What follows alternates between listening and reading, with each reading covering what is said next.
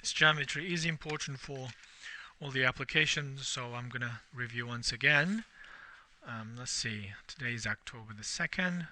So we start with this z0, and suppose we have curve that's passing through. It's happening in the domain, so we have x and y is involved in there. It's parameterized with respect with a t. Then it ends up at here w0, and you can imagine maybe it's going to go, something like this. Make sense? So let's see that. Then we want, in the real differential geometry level, we have this column vector uv.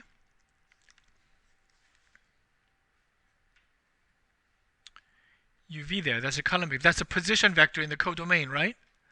Now we're not differentiating with respect to x or y. We're differentiating with this one with respect to t. Let's see if that makes sense. This points on this curve in the domain is all written in terms of t. Is that right? Like line or curve is all one variable. Now if you substitute x and y in that u and v with that t variable, it's one variable function, right? U and v originally two variable, now composed with one variable, right? We're about to differentiate this one u and v individually. That's what that means mechanically. Who knows the rule? U originally two variable, now composed with one variable. What derivative rule apply to that one so that we can differentiate a u and v with respect to t individually? Chain rule, right? How the chain rule goes. First, you differentiate it with respect to x and you multiply by derivative of x. Is that right? And with respect to y and derivative of y. That is called the first chain rule you encounter in the two variable real valued function, right? To make this one happen, what's the condition put on u? Anybody remember that condition? If u is blank, then derivative works like this.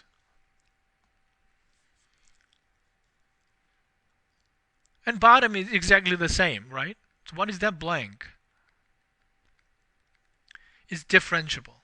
If two variable function is differentiable, then derivative works like this when you compose the one variable.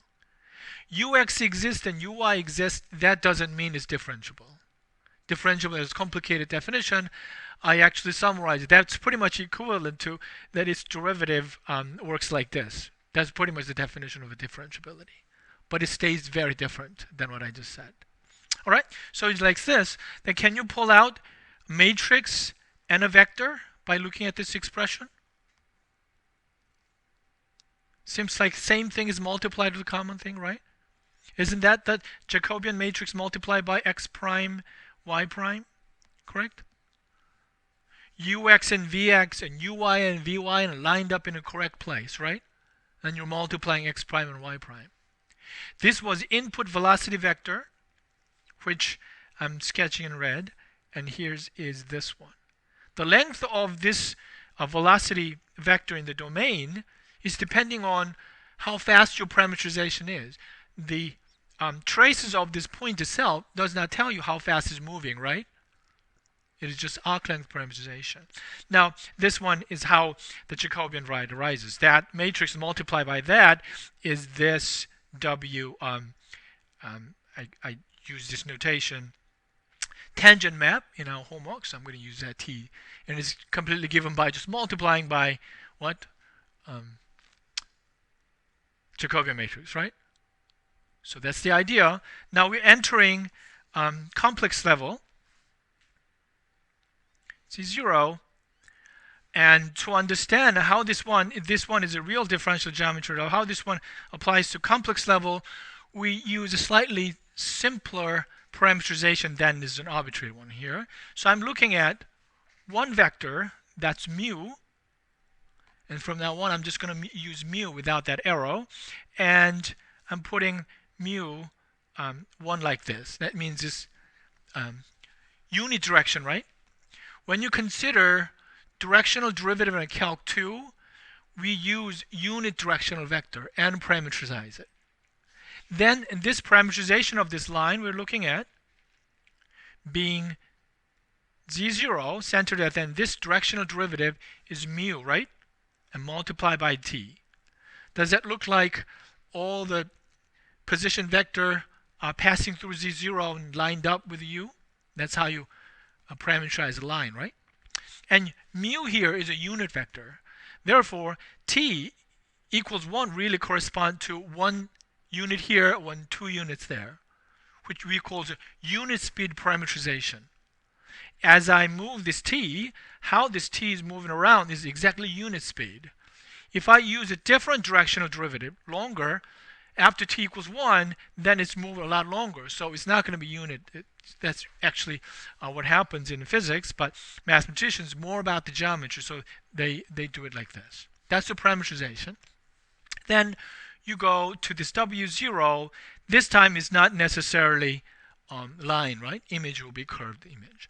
Now, the derivative is like this. Limit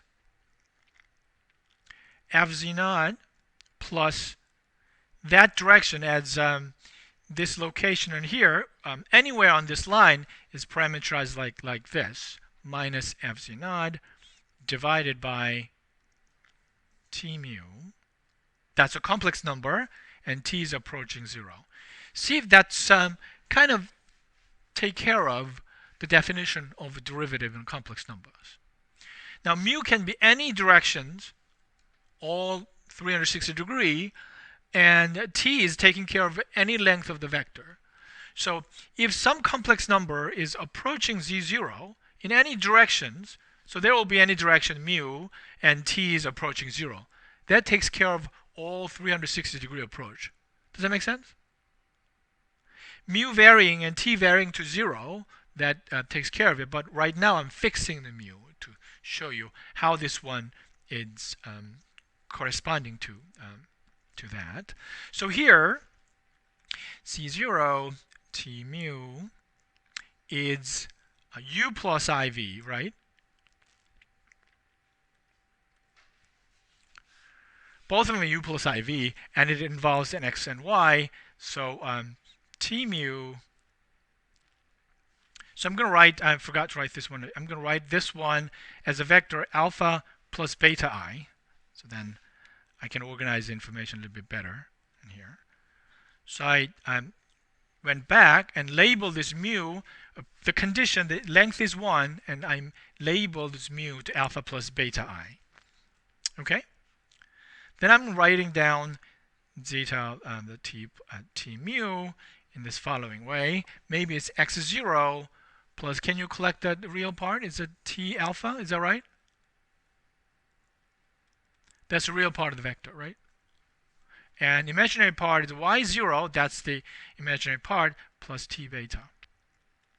If you look at it as a vector, z naught plus t mu as a vector, and that's how it looks like. Okay? So u is two-variable function, and v is a two-variable function, x and y. But x and y are now parameterized like this. T alpha, y is parameterized y0, t beta. This is a setup for exactly the setup for first version of a chain rule with two-variable function, right? There's a two real-valued function u and v, and each of x and y is composed like this to take care of various direction of approaching as t equals 0. Okay? So I'm going to write this one down in a slightly different way. Here's a limit t approaching 0.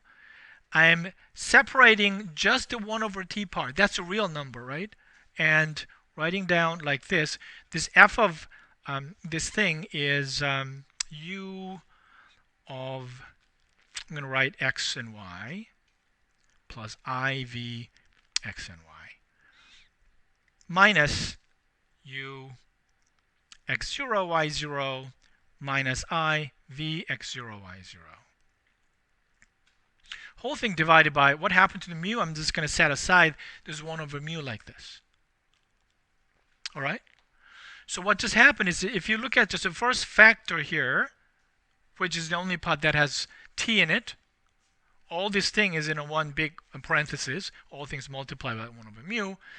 You have to look at this as a vector. This is a real part of the vector and an imagined part of the vector, right? And if you look at this definition, u and minus u as t approaches 0 and t is parametrizing in x and y. That's exactly the derivative of u with respect to t that we did over there, right? Remember that? U is a parameterized, however, then if you're differentiating u with respect to t, then you use that chain rule. So I'm claiming this part right here, with t as t approaches 0, this one becomes, anybody like to go for this part in here? U minus u here with respect to t, and t is approaching 0. Isn't that exactly the derivative of u with respect to t, right? U minus u0 divided by t. Okay, so that one is a definition of directional derivative. So that becomes, what does that become? Ux, x prime, right? What's x prime in this parameterization? X is here. Anybody like to go for x prime? Alpha.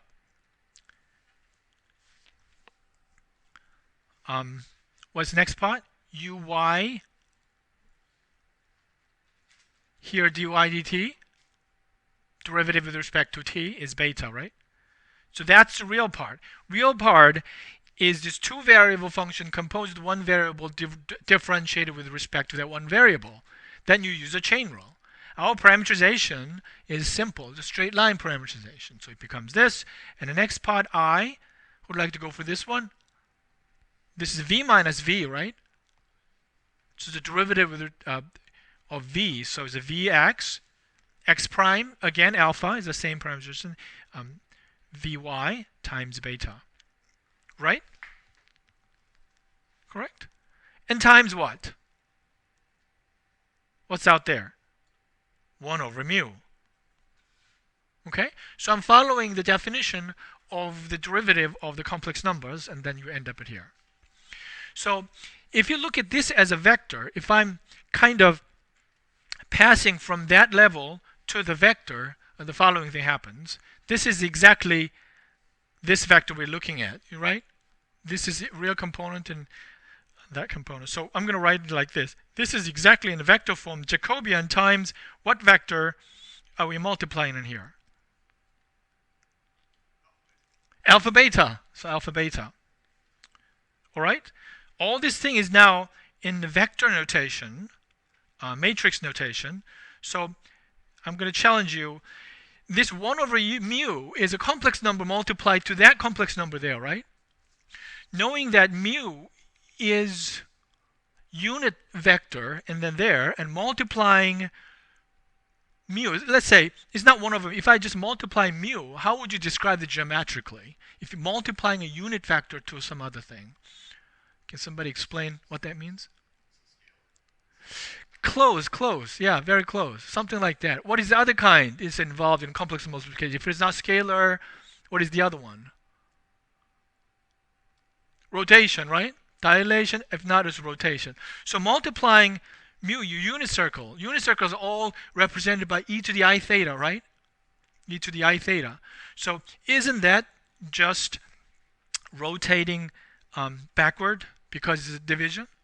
If you multiply mu, it's going to be rotating forward by whatever the mu is, the angle is, backward. So if I denote theta as an argument of mu, which is the angle in the domain, is this correct? Rotation by theta direction?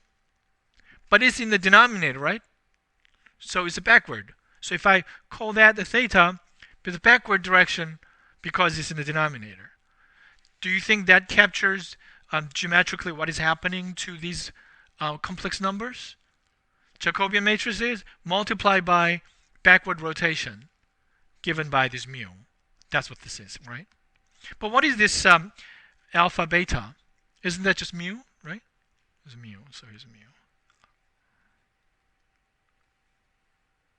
The mu. So in the real geometry level, we only have Jacobian multiplied to the given directional unit vector. But in a complex derivative, what is calculating is that you do that and then rotating backward by whatever the input directional vector is. Right? Remember that, putting it backward, that description is now rigorously justified in here, which I just intuitively introduced at the beginning. Does that make sense? What we just did is more rigorous explanation of what I was just using and explaining the last two classes. So here is again our E1 is that direction, and E2, and we have in that level we have UX and VX. This one I think now you're familiar, right? BY. The velocity vector level, this is happening, and this one is given by the Jacobian matrix, which changes every time you change the point of application. Now, I just introduced this notion, the relation between this complex derivative to the real differential derivative. So we put this f prime exists, right? That's a strong condition. Okay. No matter what you do, and this one, what we mean by f prime exists is that your approach, so your directional derivative can be anywhere, and this one always end up at same vector, right? You start with some direction, Jacobian takes you elsewhere. If you put it back, rotation, and you always end up at the same vector, no matter which direction you look at. So if you look at particularly these two, not in general, just particularly these two directions, and this is because this is a 90-degree pi over 2 radian, this makes this existence, this E1 goes to that UX VX, and because E1 has this mu angle 0, and that is the value of complex derivative along that direction. But if you approach along this E2, then we have real differential geometry level. We have that one, but because of the going backward, you have to go pi over 2 backward and use a pi over 2. So because of that, we have UX VX. That's one version of complex derivative, but this one is not complex derivative. You have to rotate it backward pi over 2. That was exactly, what was that? Vy negative ui, right? And this, just for these two directions, this must be satisfied, and this is called Cauchy-Riemann equation, correct? Right. So if this is exists, if f prime exists, what is the word that describes as f prime exists? Analytic is not the quite correct one. It's a too strong condition. It's differentiable, right? It's just differentiable. If it's analytic, of course it's differentiable. Analytic requires behavior around the neighborhood. Differentiable just requires what happened just at that point. All right? So if this f prime exists at one point, which is this point right there, and the CRE satisfied. Of course, if it's analytic, CRE satisfied all the neighborhood point, not just at these 2 points. Make sense? That's the difference between analytic and some of the problem requires you distinguish these two things. CRE satisfied at one point versus CRE satisfied at all the other points around it. Okay? All right. So that's CRE. If it is analytic, then CRE is satisfied many points of application. If it is differentiable, CRE is satisfied at that one point that you're looking at. Make sense? Backward is actually serious business, and I'm about to describe what happens there. The first condition you come up with is that we have U and V. These are the two real valued two variable function, and condition to allow us to kind of conclude this differentiability or analyticity is that reasonable condition. These first partial derivative continuous. Okay? In your Calc 3 book, whatever you look up, if it's a good book, they give you this. This is a sufficient condition to conclude U and V are differentiable. Don't think this is the definition of differentiable. I told you already, differentiability definition is tricky, but this guarantees that this is differentiable. And this is really non-trivial calculation. If you look at our book, I forgot to write it down, but there's somewhere they actually handle this part in detail. You can see this more than one-page calculation. But it is not fun calculation. It is really boring calculation. But it is rigorously done. So that non-trivial calculation goes in here. So if you look up your calculus book, it says if it is continuous, these two things are differentiable. Once these two things are differentiable, then the Jacobian map, the Jacobian matrix J, is the tangent map. That's right. Is given by the Jacobian. The matrix is a tangent map. This is trivial.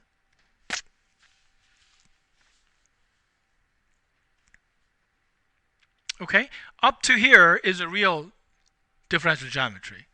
Now, what we want to see is that Cauchy-Riemann equation, that we have one condition, these partial derivatives are continuous, and plus Cauchy-Riemann equation, which is that one there, ux vx is equal to vy negative uy, is satisfied.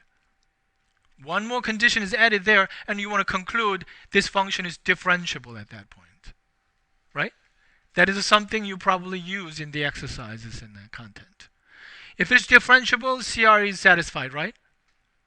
The question the math majors are asking is that if the CRE is satisfied, is this function differentiable? Answer is no. But if you add one more question, your partials are continuous, and it is going to be differentiable. All right? So how does that go? The CRE is satisfied, and tangent map is given by this one, and this implies, because the tangent map is given by Jacobian matrix, this governs the Jacobian. This makes the Jacobian matrix.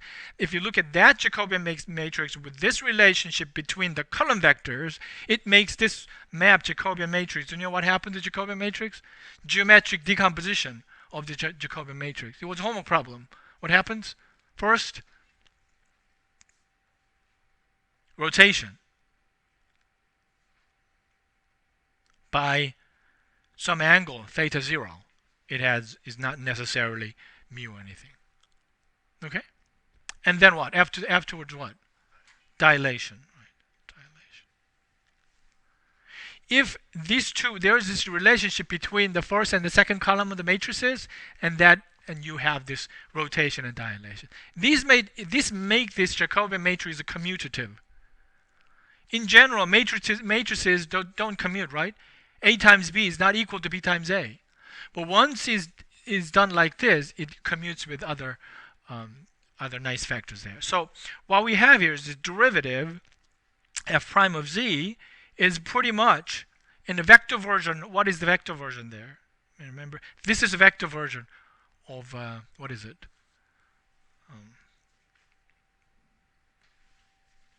A vector version of a derivative of complex numbers, right?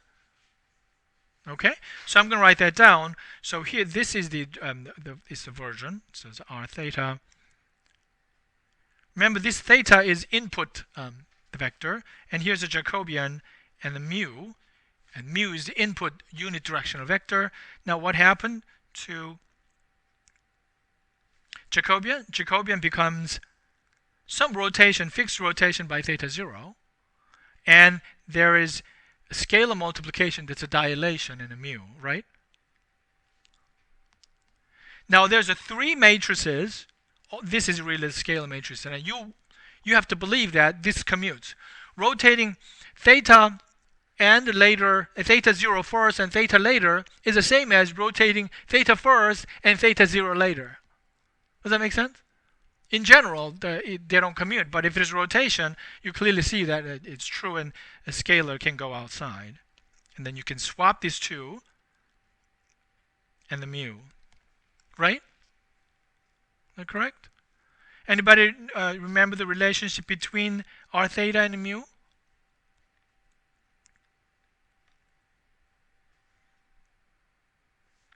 What's theta? Theta 0 is about the Jacobian matrix. But what is this theta?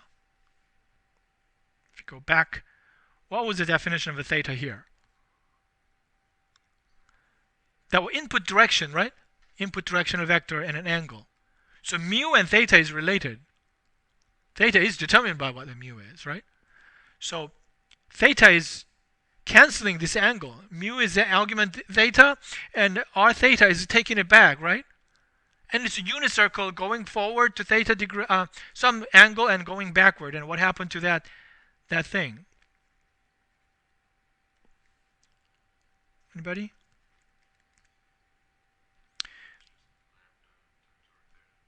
R theta, and what happened to that vector? Mu was a certain direction with that certain amount of angle, and r theta is taking it back to the horizontal line. So what vector is that? Let me show you. Here's a mu. That's the angle there, right? And theta is taking it back. Exact the same amount of angle. So where is mu now after you do this action? There's a name for that vector. So let me do this. Here is mu, right? And that's the angle, and you rotate it back. And it's a unit vector. What is it? Let's say mu is over here. This is the origin. And this r theta is taking it back to exactly canceling the angle and unit vector to that direction. E1, right? Unit length to that horizontal is E1. So in the definition of a derivative, the difficult factor is that which way you're approaching. Now CRE, making this variable of a mu, which way approaching, disappeared and just giving you E1. There's no theta anymore, right? And theta 0 is completely determined by point of application, not by direction of approach to C0. So is independent of what? What factor in here? Mu, right? Independent of mu. Mu disappeared. Correct? Therefore, any way you approach is going to be always the same vector. That's the meaning of f prime exists, right? So what does that prove? F prime z0 exists. So let's summarize what just happened. The first one, it seems like he's just repeating again and again that same thing in here. If we have analyticity or differentiability, CRE is satisfied. What did I do in the next line? If CRE is satisfied and partials, the first partials are continuous, and then we can conclude F is differentiability. So we have necessary and sufficient condition of function being differentiable, right? What is that? Continuous partial and CRE. That's very important. The whole chapter is most important. Of course, you encounter this polar parameterization, polar form a lot, right? So I'm going to introduce, if you look at the page, problem 337 is 1 page long calculation about if you further parameterize it. All right, so here's the parameterization. Here's a Z0, all right? Polar parameterization is parameterizing. Usual parameterization is x coordinate and y coordinate, right? Polar parameterization goes like this. We're going to look at this line from the center, which is parameterized by radius r, right? And then the other direction is the circular direction there. This is parameterized by theta. So the complex number in here is Z0 is r times e to the I theta. Is that right? Just around that e to the z naught, it's parameterized by this complex parameterization. Okay? So now this one has this complex analytic function, and this is going to W0, and there's this u as a function of ux and y, and v as a function of nx and y. Now we have new parameterization. How is this x and y are parameterized further? This time is not in terms of t, it's in terms of r and theta, right? So anybody remember? I'm simply asking, if you expand it, what is the x coordinate, what is the y coordinate? It's r times cosine theta and r times sine theta. That's the parameterization. I'm further parameterizing x and y like that. Okay? So fix r, or fix theta, which is like this one in here, and differentiate it with respect to r, and that would be, what is the partial derivative with respect to r of z if z is given by that parameterization. Right, so it's I'm using this version, and Rn theta is ei theta, is that right? I'm treating theta as a constant and just varying. If you think about it, I'm varying over that direction. I grab that point and moving to that direction. Theta is not varying, right? Only r is varying. So if I differentiate with respect to r, you get 1 times ei theta, correct? That you can verify by just differentiating this one with respect to r with respect to r. Okay? So what is this vector? This is a velocity vector. Can somebody say anything definite about this ei theta? What kind of vector is that?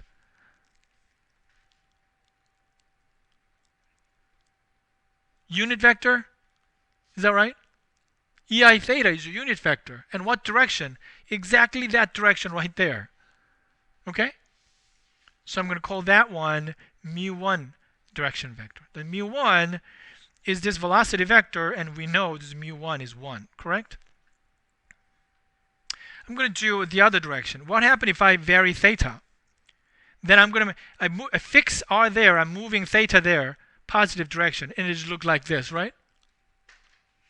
I grab that point, fix r, and just change the theta, and then my point is moving like that. And then how is the derivative there?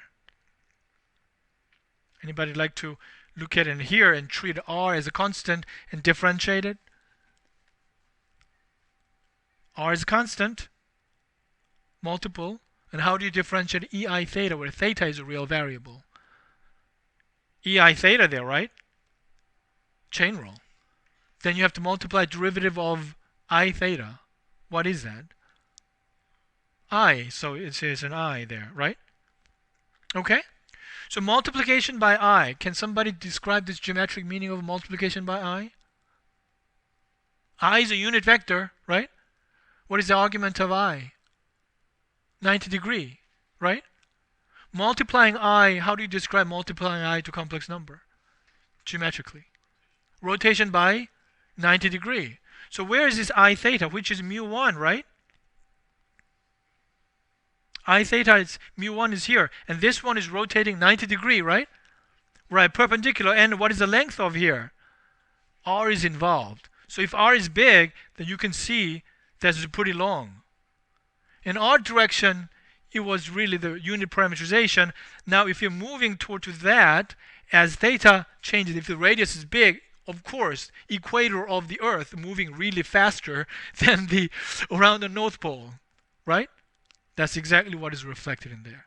Now I'm looking at these two vectors over here, an image part. First one is tangent of this mu1, okay, which is Jacobian. Let me use this Jacobian. That's much more giving you a more better picture.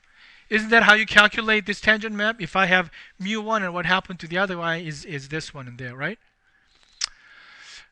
What can you say about this one? I'm going to call it mu2 and j mu2. What can you say about the j mu2? How do you describe this Jacobian matrix if it is coming from analytic complex function? Decompose into two things, right? Rotation by a certain amount and dilation, right? Dilation. So that would be rotation by a certain amount, theta 0. Is that right? That's the input vector. Rotate a little bit and dilate by a certain amount theta. Correct? Yeah. And that's supposed to be the same. The j mu 2 is exactly the same actions done to mu2, but mu2 is a lot longer, right? A lot longer.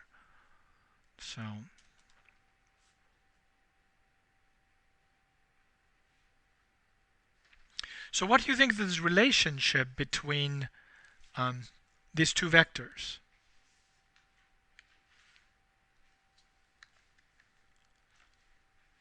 The length of this one is lambda. Did you agree? This length of this one is 1, Rotation doesn't change the length, right? And lambda stretches length to that, right? What is the length of that vector? Anybody remember length of that vector? Mu2. Mu2 is over here. What is the length? R. And rotating doesn't change the length, right? And then multiply. So length of that vector is lambda times r. Is that right? And what is the angle between these two things? 90 degree, because we started with a 90 degree here. That should be the 90 degree. Okay? If you rotate this one back the 90 degree, it's in the same direction but not in correct length, right? So that's going to be the relationship. Now, that's tangent map version, but think about this one. After you parameterize it with respect to r and theta, can you look at this as a function with respect to r and function with respect to theta, r and theta? You just replace x and y with r cosine theta and r sine theta. Make sense? Yeah, it's going to be like that. And then calculating this directional vector is, as I move this one to 1 unit speed that direction, how is it going to be over here? That's exactly this vector there. Okay? So that vector has a different description. It was here is a position vector is a u and v, right? Now we're differentiating along that direction. So what is the partial derivative you have to put in here? What is changing as you move it in here? Theta or r? R changing. If you differentiate it with this one with respect to r, that's exactly the vector you get if you look at this u as a composed function in terms of r and theta. Does that make sense? Yeah? Yeah. What about this direction? If I'm moving to that direction, r is not changing. So that's going to be this corresponding direction there. So that will be the unit position vector in u and v as I move to that direction, and that one is just simply differentiating this one with respect to what? Theta. That's where the parameterization theta is changing. So once you compose it, have a massive expression just like the book does. And then if you differentiate it with respect to r and differentiate it with respect to theta, the two vector you end up at has this geometric interpretation. Right? So how do you go from here to there? The action? Can somebody... If I have that vector right there, what geometric action you do to make it exactly equal to that? First, rotation, right? Then the length is different. So you got to kill that r factor by dividing it, right? So I'm rotating it backwards. So rotate by how many degrees? Negative pi over 2 radian, 90 degree. So going backward. Then followed by what action? Scalar multiple, right? What is the scalar multiple? 1 over r. Then you shrink it. Then it must be exactly the vector urvr, right? Correct? So that's what I'm going to write down. urvr is... Can anybody remember what happened if I have a vector and rotating by 90 degree backwards? We flipped it, right? Flip the v theta and the u theta. Remember that? But there was one more thing you have to do. Putting a negative down there, right? Think about 2 comma 3. If you 90 degree rotation is 3 comma negative 2 or something like that. Then what is the next action we choose? Scaling backward. Then these two vectors must be the same. Now if you separate it, this is called polar version of Cauchy-Riemann equation. And we did that geometrically, not using chain rules after chain rules after chain rule and organizing all that and finally making some mistakes and things like that. If you just looked at the picture and rotating back and forth and a scalar, boom, is a lot better way of looking at that complicated calculation. But it all, is from geometry. Make sense? The reason everything works out nicely in that calculation is because there is this nice geometric explanation. All right? There's that's the theory, and then the part of the application